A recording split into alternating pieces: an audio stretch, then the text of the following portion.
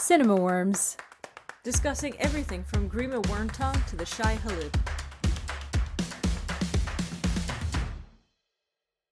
I'm Sabib. And I'm Lindz. And this is Cinema Worms Podcast.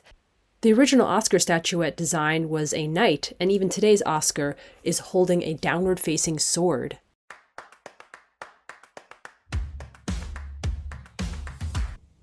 Today we'll be talking about Hard Truths, which we saw recently, directed and written by Mike Leigh, who also did the 1977 satire Abigail's Party, which I actually studied as an undergrad in one of my arts courses. Oh, I didn't know that. And so I found this really interesting because Abigail's Party never actually shows the titular teenage Abigail. It only shows her mother and their neighbours having their own adult party and all the kind of class differences and social kind of dynamics going on there.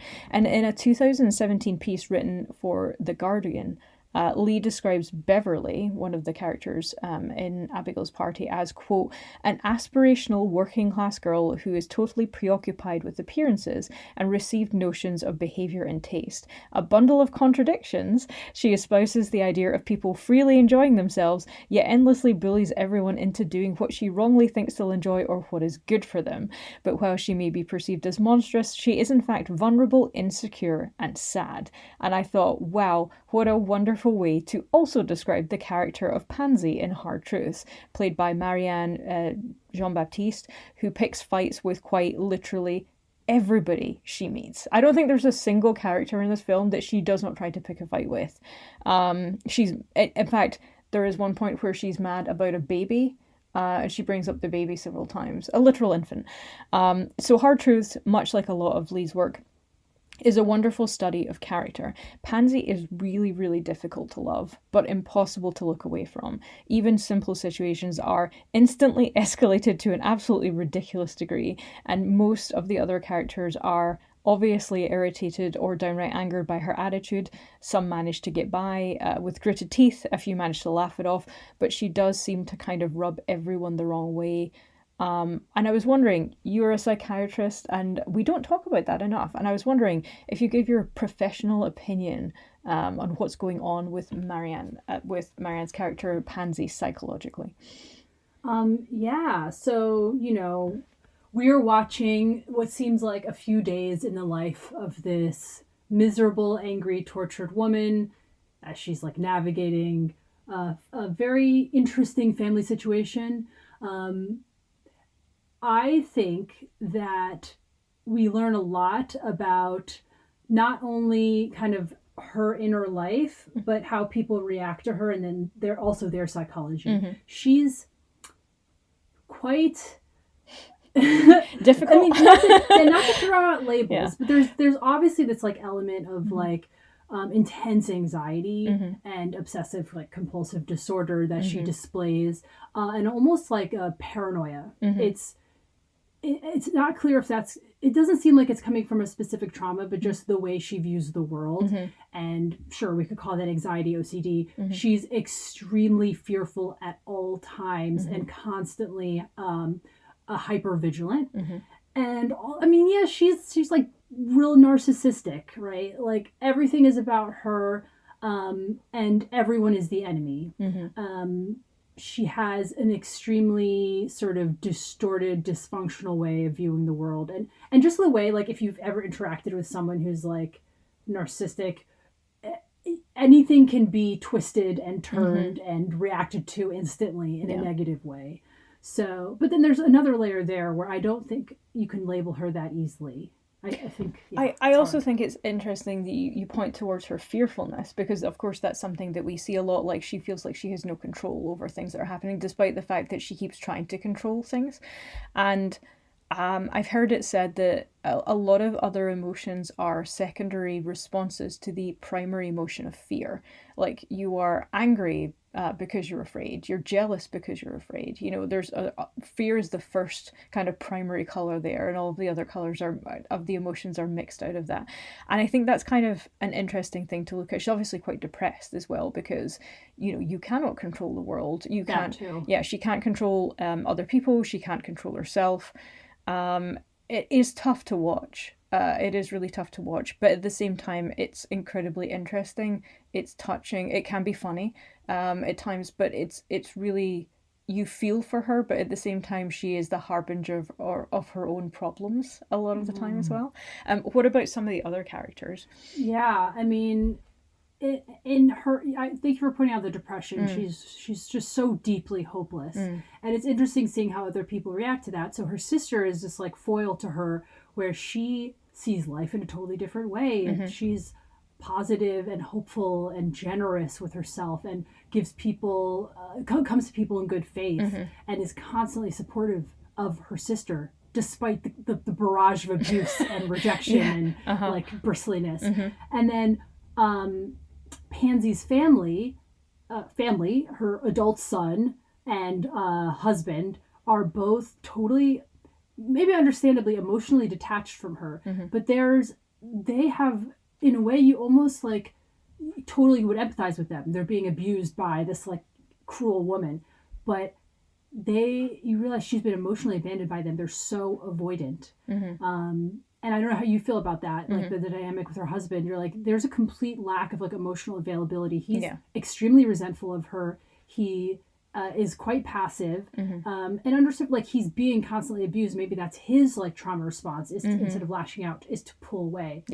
But he is not present, and he has completely emotionally abandoned her. And in a way, there's one moment where he like throws flowers of hers outside. I'm like, that's the most passive aggressive move ever. That really shocked me, that moment. Yeah, that was so cool. I don't want to give too many spoiler.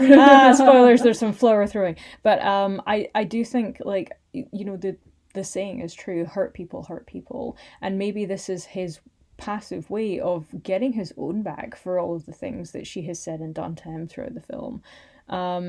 And of course, like in the same way, their adult son has retreated into himself as a sort of protective self-defense mechanism to kind of like board himself up inside a fortress of solitude, just so that he doesn't have to kind of deal with it from her and the world. We have made this sound like a really depressing film, but I want to say that it is very, very good. It is fascinating. It does have moments of humor. Oh, it's so funny, actually. It really touched me in a way that not many other films have done. So I highly recommend seeing it.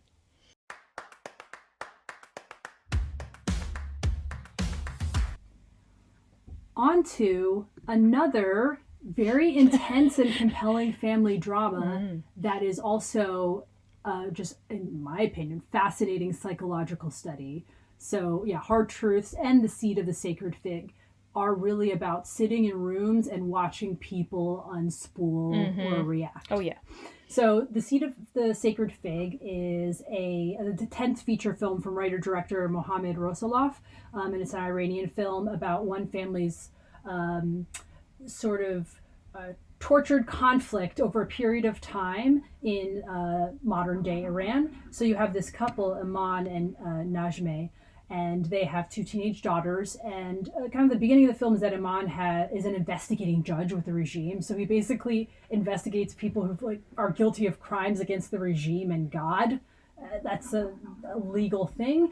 And he gets promoted.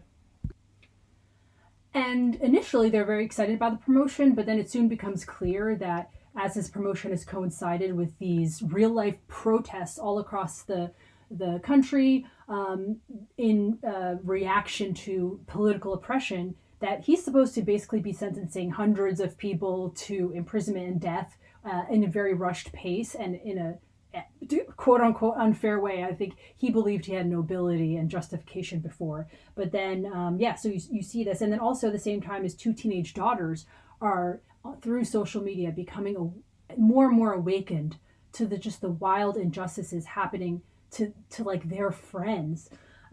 Their mother is basically an enabler of the father, but then also seems deeply afraid. The daughters are becoming more vocally rebellious to the parents, and then there's a pivot point, like must be at this point, like I think 2/3 into the film, and the father's gun goes missing. He was given a gun along with his promotion, and things begin to unravel further as he suspects and turns against his family.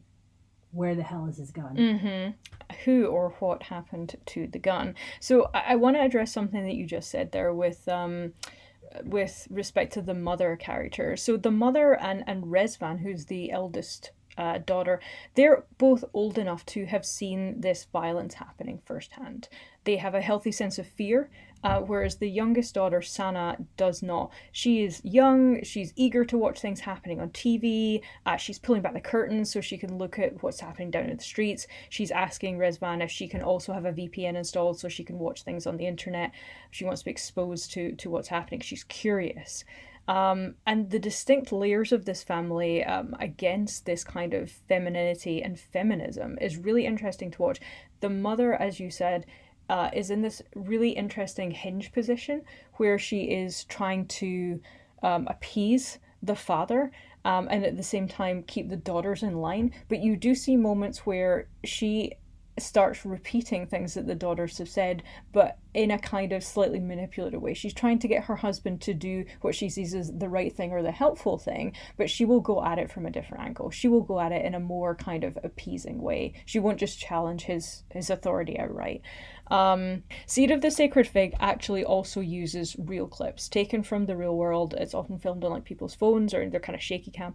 And when you see this contrasted with the kind of clearness of the film, it is really difficult to watch it without feeling your pulse pounding, without feeling your heart in your throat. I felt sick for quite a lot of this film because you are constantly reminded, and we're joined here by Fitzwilliam, who may have contribution. He may have opinions of his own. He's allowed to say what he wants, and I think it's a reminder. And sometimes they kind of pop in when you don't expect them to as well. It's kind of sporadic throughout the film. It's a constant reminder that this violence is real. It is happening. It has happened. It will continue to happen. And you don't get that nice psychic distance from the fictionalized narrative that's happening in the film. You are constantly being reminded this thing may be fictionalized, but the reality is that it is happening. And look, here is real footage from the world. And also an understanding that, I mean, I'll comment more on like the psychological brilliance of the film and the dialogue, but this film was made like lots of like Iranian filmmakers are making films in secret, smuggling them out of the country, and that was the case for this film. That the whole cast and crew and all that made this film in secret over the course of like 2.5 months, and it was smuggled out, and most of them had to flee for their lives, or flee severe prison sentences, legal proceedings. The mother character, who is an actor and activist, Sohela Golestani, is detained basically, or like stuck in Iran.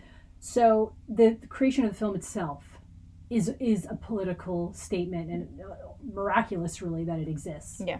And just wanting to add that I think the most compelling part of this film in some ways is like the psychological, other than its making, is the psychological aspects of what's going on and how you see each of the family members responding to the reality of their regime. The mother's denials and repetitions of cam statements off of the TV, just how it's almost like this brainwashed fear where she knows it's not real, but also she is spouting these things and believing them, and seeing the father's descent into like further black and white thinking. And I just think that's so insidious. It's like a 1984 style way of thinking that I think very much reflects on our current political climate in the West. Oh, absolutely. And one of the things I kind of want to end with here is the title. So the film actually kind of bookends this a little bit, but it starts with an explanation given about the sacred fig tree, which is something that kind of takes root in an original tree, and actually takes over, saps the original tree of nutrients and strength, and then when fully grown, has basically destroyed all that came before. And you kind of see this happening in the narrative with the growing rift in the family, splitting them into two camps, the traditional parents, the progressive children, and no spoilers, but we do feel that the ending is a hopeful one in some respect. You have this idea that what you have just seen happen is very much like this narrative of the sacred fig, that perhaps what is coming now or has come or will come will be a more hopeful one than what we have had before.